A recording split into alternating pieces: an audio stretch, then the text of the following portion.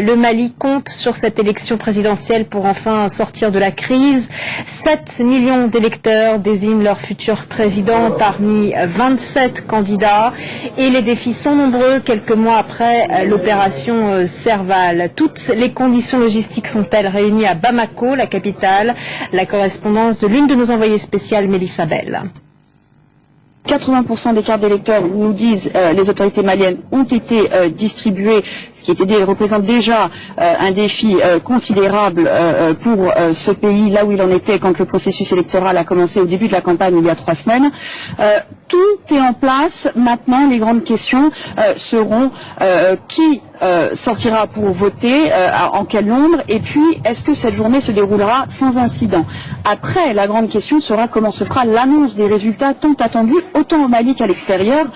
On sait que pour les grands partis qui ont mis en place toute une espèce de machine électorale avec des délégués qui seront dispatchés dans les 22 000 bureaux de vote pour surveiller le déroulement du scrutin avec beaucoup de vigilance, nous dit-on, de part et d'autre, eux vont commencer à recevoir des estimations vers 10 heures ce soir. Il faut imaginer que les autorités maliennes vont devoir être très rapides afin que le ministre chargé de l'élection puisse, lui, faire l'annonce des résultats officiels avant que les uns et les autres ne crient victoire et que nous commencions à entendre des contestations de part et d'autre. C'est le risque pour ce début de soirée. En attendant, pour les Maliens, on surveillera de près surtout en quel nombre ils sortiront aujourd'hui et un petit peu partout dans le pays pour voter. À Kidal, le fief Touareg, le vote a commencé, même si les conditions sont difficiles. On retrouve Donag Ledu, l'une de nos envoyées spéciales. Vous êtes à l'aéroport où il commence à y avoir de l'agitation? Oui, écoutez, je suis à l'aéroport. L'aéroport, c'est un bien grand mot. Il s'agit ici d'une piste simplement en pleine ville.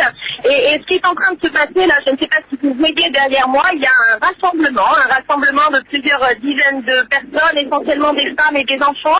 Ils sont là en fait parce que tout à l'heure va atterrir ici un avion qui transporte le chef de la mission de l'observation de l'Union européenne, Louis Michel, ainsi que des représentants des observateurs internationaux et de l'Union africaine notamment.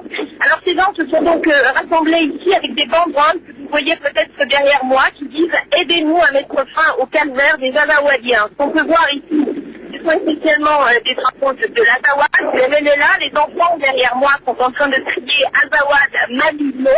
On ne sait pas trop bien donc comment les choses vont se passer ici puisque l'avion doit atterrir, je vous le rappelle, d'une minute à l'autre.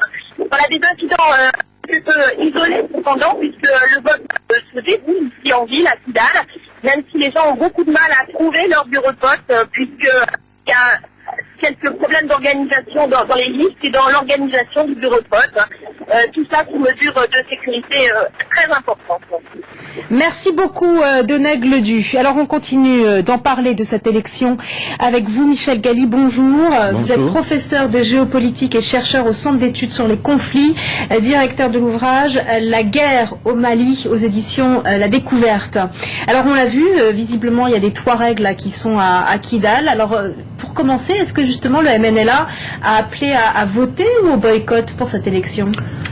Il tolère les élections à Kidal, mais je pense qu'il ne participe pas. Voilà un peu sa position. Et il détient, vous l'avez dit, cette petite cité-État de Kidal, qui est une toute petite ville de 35 000 habitants au nord-est du Mali. Mais comment résoudre cette question nationale Touareg? C'est pas une élection qui va régler le problème. Tout à fait, ça sera à charge du futur président après l'élection, sachant que pour les Maliens, c'est effectivement le problème Touareg qui est fondamental, qui mobilise, alors que pour les Français et les Occidentaux, c'est évidemment les djihadistes. Alors le président élu, selon vous, sera-t-il reconnu comme légitime à l'issue de cette journée? Ou de cette élection peut-être à 2 tours Oui, vous savez, les élections dans le passé, elles ont toujours été catastrophiques, avec un taux de participation de 30%, avec des listes incomplètes. Alors on rajoute en ce moment la saison des pluies et le ramadan, ça sera effectivement une élection à risque, question de légitimité. Pour autant, cette élection précipitée sous tutelle française, il faut bien le dire, ça sera quand même une légitimation du nouveau président, sachant que le président actuel, Yokunda Traoré, n'en a pratiquement pas. Alors, la question donc du coup clé, c'est cette élection permettra-t-elle de faire un pas en avant, d'avancer vers un état de droit, ou est-ce qu'au contraire, ça risque de le fragiliser? Effectivement, c'est tout le problème de la tutelle internationale avec cette armada d'une quinzaine de milliers de militaires français et internationaux, la MINUSMA, des sommes énormes, hein, on a parlé de 3 milliards d'euros qui vont se déverser sur le pauvre Mali. Alors quelle sera la marge d'action du nouveau président? Il va falloir qu'il résiste à la fois aux Touaregs, aux djihadistes et à l'armada internationale, bien intentionnée soit-elle. Et surtout, comment les Maliens eux-mêmes vont percevoir ce nouveau président à l'issue de ces élections?